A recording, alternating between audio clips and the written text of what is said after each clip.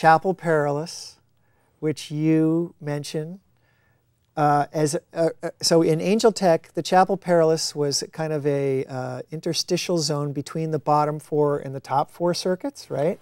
That's what I thought back in 1985 when I was young and stupid. But I got older and smarter, and I think it's not so narrowly designated in that particular area. We can talk about ChapelPerilous. We can open up. It's a big can of worms there. It's a big can of worms. Well, you know, now, I was just, when Robert Anton Wilson talked about it, I never really thought I knew what he was talking about. I have a better idea now. Now, who coined that term?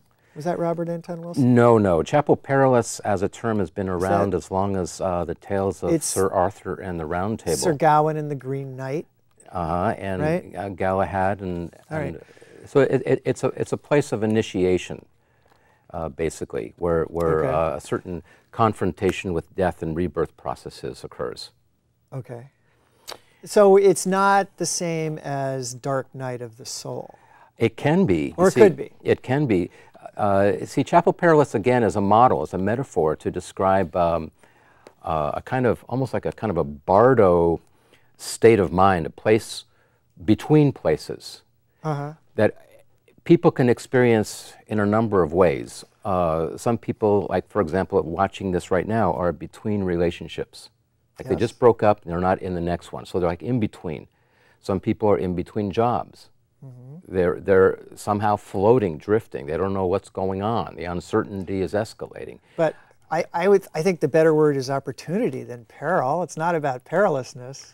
Well, everybody finds their own way. I mean, for some people like yourself, you know, you're a smart person, you see the opportunity. And other people have to actually experience the danger firsthand to come to their insight. And sometimes that insight can, you know, turn into an opportunity. Let me read a little bit of about what Robert Anton Wilson says about ChapelPerilous. I think it's telling and it's insightful. Okay. ChapelPerilous, like the mysterious entity called I, that's the capital I, cannot be located in the time-space continuum. It is weightless, odorless, tasteless, and undetectable by ordinary instruments.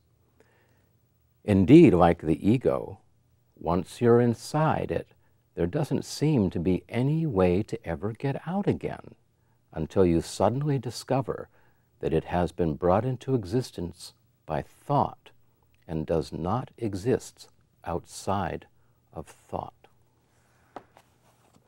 I thought that was pretty good. Yeah. Pretty, very insightful, almost reminiscent of some of the work, some of the writings and ideas of J. Krishnamurti that I have been influenced by.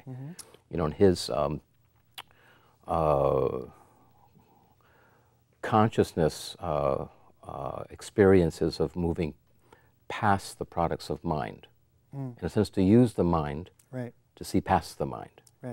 How do you do that? Which is kind of like the map, the territory, because the mind works with concepts, but concepts are all models. Every concept is just a model for something else. Well, until the mind is trained. You see, the undisciplined or the untrained mind can only see things in terms of maps or models.